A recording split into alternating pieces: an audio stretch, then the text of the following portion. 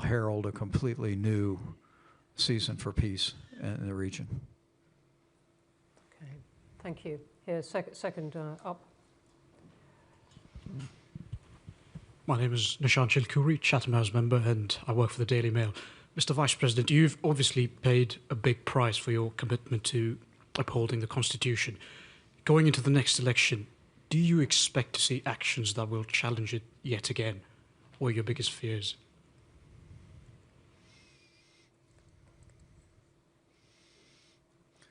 Well, let me say, I don't know about paying a price. Last Tuesday, in our country, on November 11th, we remembered people that really pay a price. And but I can honestly tell you that I don't have those concerns.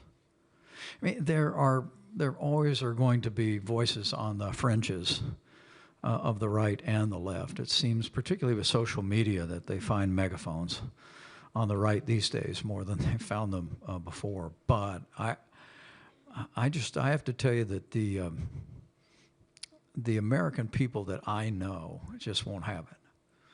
It just won't have it. It was one of the reasons why on that day, I remember as I was witnessing with my wife at my side, we had been escorted off of the Senate floor. The Secret Service wanted me to leave the building, but I was determined to stay at my post and finish our work. By God's grace, we did. But I remember looking at that small television set, seeing people smashing windows and assaulting police officers, and I just found myself thinking, not this, not here, not in America. And particularly not the people of our movement. I will maintain to you that the people that engaged in violence and vandalism on that day did not represent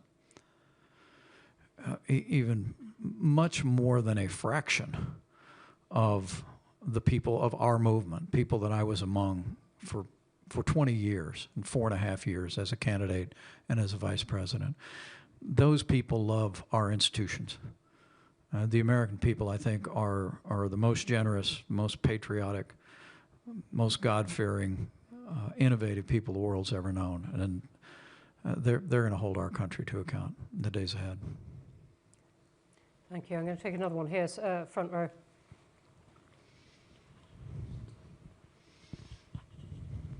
Jonathan Rugman from Channel 4.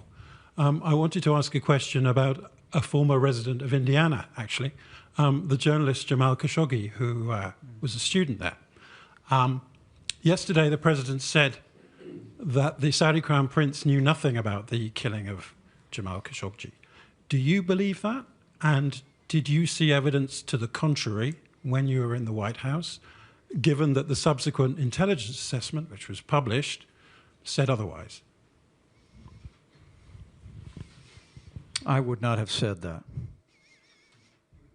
Beyond that, I would not. I think the president also praised his record on human rights. Look, there's. Just to be clear, you would not have said that the Crown Prince knew nothing about it. Well, I really can't speak to intelligence that I was exposed to. Well, President Biden published the assessment. But what I can tell you is that I would not have made that statement. And I think part of foreign policy, you've talked about it here for 100 years at Chatham House, you got to take the world that you find. And you got to make relationships with sovereigns as you find them.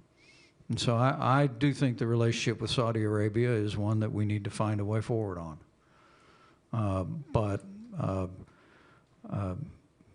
I think it's very important that we never cast aside. We never cast aside our deep commitment to freedom, to the freedom of the press, to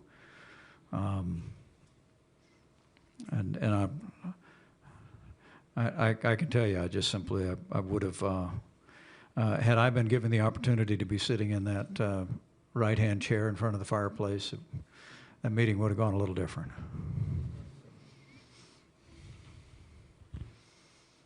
right at the back near the door.